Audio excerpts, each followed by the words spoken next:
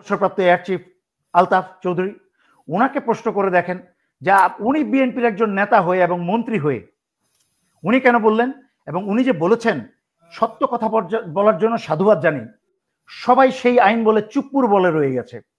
সেই চুপ্পুকে আমি শুরু থেকে বলেছিলাম চুপ্পু হওয়া উচিত ছিল 5ই আগস্টের আন্দোলনের যেরকম গণভবন ভাঙা হয়েছে সেরকম বঙ্গভবন ভেঙে ঢুকে যাওয়া উচিত ছিল। স্বৈরাচারী শেখ হাসিনার যেই অসব অন্যায়, গণহত্যা, গণকবর এবং রাষ্ট্রীয় সম্পদ চুরি, সেই অপরাধে কেন আওয়ামী লীগকে শাস্তি দেওয়া যাবে না? আমি নায়ক না, বাংলাদেশের সংগ্রামরত সাধারণ জনতা দেশে বিদেশে যে যেখানেই থাকেন না কেন নায়ক হচ্ছেন মূলত আপনারা।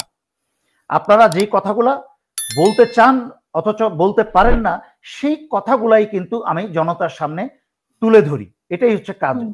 আচ্ছা, দ্বিতীয়, প্রথমে এসে আপনি বলেছেন বিএনপির কথা। প্রথমে বিএনপির ভিতরে আওয়ামী লীগ আর বিএনপির মাঝখানে তুলনা করার চেষ্টা করেছেন। আওয়ামী লীগ আর বিএনপির মাঝখানে মূলত তুলনা হয় না, এই কারণেই তুলনা হয় না, আওয়ামী লীগ হচ্ছে একটা ভারতীয় দল আর বিএনপি হচ্ছে একটা বাংলাদেশের দল। তবে বিএনপির মাঝখানে বেশ কিছু সংখ্যক লোক পচে গেছে, সেটা সব দলের মাঝখানেই আছে। কিন্তু জনগণ বিএনপিকে নিয়ে, মানুষ বিএনপিকে নিয়ে কেন কথা বলে বেশি, মানে বিএনপির কাছে প্রত্যাশা বেশি দেখে কথা বেশি, বিএনপির কাছ থেকে আশা করে বলেই বেশি, কিন্তু বিএনপির সমালোচনা করে বেশি। কারণ বাংলাদেশের জনগণ চায়, প্রথম কথা হচ্ছে আপনি উনি প্রাক্তন যে বক্তা উনি বলে গেলেন বা প্রশ্ন করেছেন যে বিএনপির নেতারা যদি সবাই আওয়ামী লীগের বিরুদ্ধে যুদ্ধ ঘোষণা করে তাহলে তো বিএনপি কোনোদিন ক্ষমতায় আসতে পারবে না। প্রথম কথা হচ্ছে বাংলাদেশের কোন নেতার ভারতের বিরুদ্ধে যুদ্ধ ঘোষণা করতে হবে না। আমরা কেউই চাই না, জনগণও চাই না, আমি চাই না, জনগণও চায় না ভারতের বিরুদ্ধে যুদ্ধ ঘোষণা করতে। একটা শান্তিপ্রিয় জাতি, শান্তিপ্রিয় জনগণ কেন যুদ্ধ ঘোষণা করতে যাবে? যুদ্ধ ঘোষণা করলে তো কখনোই শান্তি পাওয়া যাবে না। আমরা ভারতের বিরুদ্ধে মাথা উঁচু করে দাঁড়াচ্ছি এবং দাঁড়িয়েছি যেন ভারত আমাদের সাথে সম্মানের সাথে, সমতার ভিত্তিতে, শ্রদ্ধার সাথে আমাদের সাথে যোগাযোগ করে, কমিউনিকেট করে, দাদাগিরি না করে। বিএনপি কোন নেতাকে আমরা কোনোদিন আশা করি না যে ওনারা যুদ্ধ ঘোষণা করবেন। ওনারা হাসি মুখে, ডিপ্লোম্যাটিক্যালি, ভদ্রভাবে হাসি মুখে বলবেন আপনারা এটা দাবি করেছেন বা এটা একটা অবান্তর দাবি, আমাদের অমুক নদীর পানি ছেড়ে দিতে হবে, তারপর আমরা ওই জিনিসটা করব। এইভাবে সমতার ভিত্তিতে দাবি আদায় করতে হবে। 2 নাম্বার, বিএনপির ভিতরে যে রয়্যাল এজেন্ট আছে, এটা কি শুধু আমি একাই বলছি?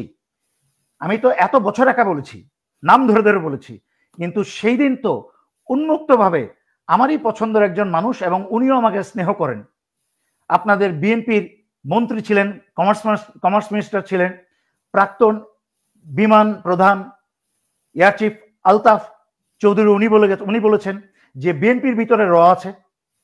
তাহলে আমাকে প্রশ্ন করার আগে আমার চেয়ে অনেক বিজ্ঞ হচ্ছে প্রাক্তন অবসরপ্রাপ্ত এয়ার চিফ আলতাফ চৌধুরী, ওনাকে প্রশ্ন করে দেখেন যে উনি বিএনপির একজন নেতা হয়ে এবং মন্ত্রী হয়ে উনি কেন বললেন, এবং উনি যে বলেছেন সত্য কথা বলার জন্য সাধুবাদ জানি। একটা কথা বলি আপনাদেরকে, একটা জিনিস আজীবনের জন্য মনে রাখেন, আপনার ভালো হবে, আপনার পরিবারের সন্তানের ভালো হবে। সব সময় সত্যের পক্ষে থাকবেন, সত্যের উপর থাকবেন। মাঝে মাঝে বিভ্রান্তিকর পরিস্থিতিতে পড়বেন, কিন্তু এক সময় সত্যই আপনাকে বড় করে তুলবে, আপনার অবস্থানকে শক্তিশালী করে দিবে। আজকে যারা যারা মিথ্যা বলছেন, আজকে যারা যারা ডিনাই করার চেষ্টা করছেন যে এটা নাই, ভিতরে থেকেও নাই এটা, আপনারা শুনেন, কিছু কিছু মানুষকে কিছু কিছু সময় বোকা বানাতে পারবে। সবসময় কি সব মানুষকে বোকা বানানো সম্ভব? আপনাদের অনেক নেতারা বলছেন যে ভারতের বিএনপির ভিতরে রয়্যাল এজেন্ট নাই, কিন্তু মানুষ হাসাহাসি করছে। আলতাফ চৌধুরী যখন বললেন যে বিএনপির ভিতরে রয়্যাল এজেন্ট আছে, তখনই তো সবাই মুগ্ধ হয়ে শুনলেন। কেন? এখনো বিএনপিতে একটা লোক আছে যে সত্যি কথা বলার মতো হৃদয় আছে, এবং সেনাবাহিনীর ভাষায় বলতে হয় যে একটা পুরুষের বলস আছে যে সত্যি কথা বলতে পারে। এরকম নেতা আমি দ্বিতীয় আরেকটা দেখি নাই বিএনপিতে।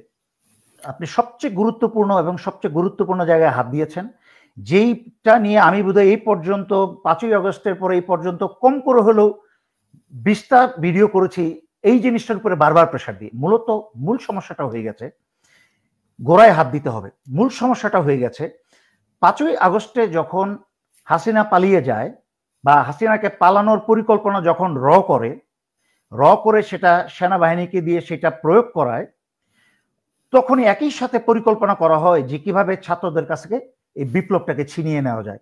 সেই পরিকল্পনা কিন্তু 5ই আগস্টের পর আগেই হয়ে যায়, এবং যার ফলে দ্রুত গতিতে আসিফ নজরুলকে সরকার প্রধান বানিয়ে এবং ছাত্রদের কিছু নেতাদেরকে সাথে নিয়ে তড়িঘড়ি করে একটা নন বিপ্লবী বা অবিপ্লবী একটা সরকার গঠন করতে বলা হয় দুইটা উদ্দেশ্যে।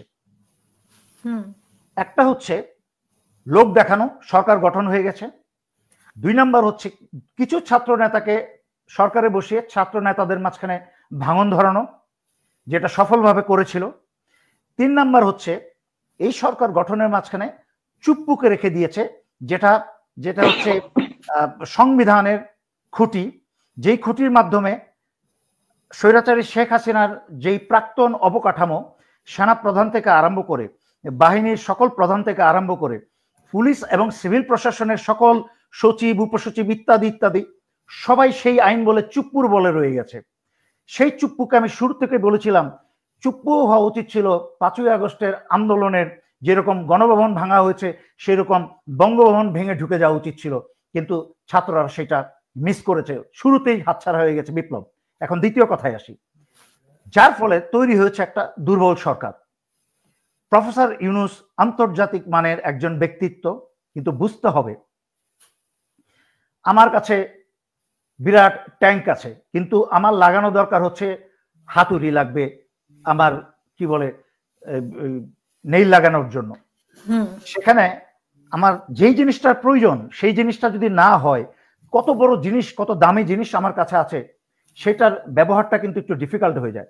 প্রফেসর মোহাম্মদ ইউনূসের মতো একজন জ্ঞানী গুণী ব্যক্তির যেই জায়গায় আছেন আমাদের প্রয়োজন আছে, বাট বাস্তব সত্যি হচ্ছে রাষ্ট্র পরিচালনা করা বা তার সার্বিক বিষয় বোঝার ওনার সেই অভিজ্ঞতা নেই।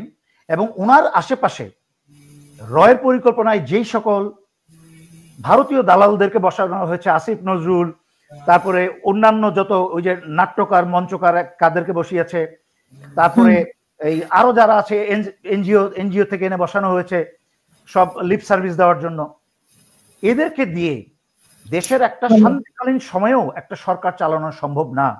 সেখানে একটা ধ্বংসপ্রাপ্ত দেশে, যেখানে দেশের চারিদিকে হচ্ছে বাংলাদেশ বিরোধী কি বলে পরিকল্পনা এবং কনস্পিরেসি, সেখানে এই সরকারের এরকম দুর্বল লোক দিয়ে দেওয়া হয়েছে ইচ্ছা করে যেন এই সরকার কোনো কাজ না করতে পারে। দুই একজন লোককে বসানো হয়েছে, তবে 2-1 লোক সার্বিকভাবে বেশি কিছু করতে পারে না যদি সামগ্রিক সাহায্য আশেপাশে থেকে, সরকার থেকে না পাওয়া যায়।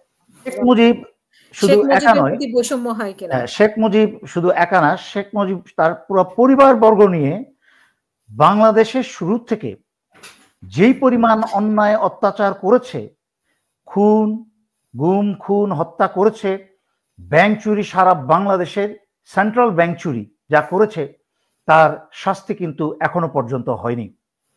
32 নাম্বার ভাঙা হচ্ছে, একটা মানুষ যখন খুনি এবং অপরাধী হয়, দেশের লুটেরা হয়, তার বিরুদ্ধে তার কোনো বিচার না হওয়াতে দেশের জনগণ যদি ক্ষিপ্ত হয়ে গিয়ে সেই অবৈধ পয়সায় গড়া তাদের সম্পত্তি ধ্বংস করে, এখানে বৈষম্যের আমি কিছু দেখছি না, বরঞ্চ এইসব অত্যাচারীদের যেসব অত্যাচারী স্তম্ভ তৈরি করে গেছে সেটা ধ্বংসের মাধ্যমে জনগণের সাথে আমি সমতা দেখছি।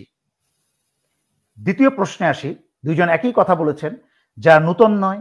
গত 5 বছর ধরে আমি প্রায়ই বলেছি বিএনপির বিভিন্ন এমপি নেতা, আওয়ামী লীগের এমপি নেতার সাথে তাদের ছেলে মেয়ে বিয়ে দিয়ে বিআই আত্মীয়তা করে রেখেছে, এরকম বহু নেতা নেত্রী আমি চিনি। শুধু তাই না, 5ই আগস্টের পরে সারা বাংলাদেশের মানুষের এবং আন্তর্জাতিক মিডিয়ার সামনে বিএনপির উপরের লেভেলের মির্জা ফখরুল থেকে আরম্ভ করে যারা অথরাইজড স্পিকার, তারা পর্যন্ত বলছে যে আওয়ামী লীগকে বাতিল করা যাবে না, আওয়ামী লীগকে শাস্তি দেওয়া যাবে না। কেন? হিটলারের দলকে, রাজনৈতিক দলকে যদি গণহত্যার কারণে বাতিল করা যায় এবং বিভিন্ন দেশের থেকে সেই দলের সকল প্রতীককেও ধ্বংস করে দেওয়া যায়, আমি মুজিব আমলের কথা বাদেই দিলাম, শুধু গত 16 বছরের স্বৈরাচারী শেখ হাসিনার যেই অসব অন্যায়, গণহত্যা, গণকবর এবং রাষ্ট্রীয় সম্পদ চুরি, সেই অপরাধে কেন আওয়ামী লীগকে শাস্তি দেওয়া যাবে না?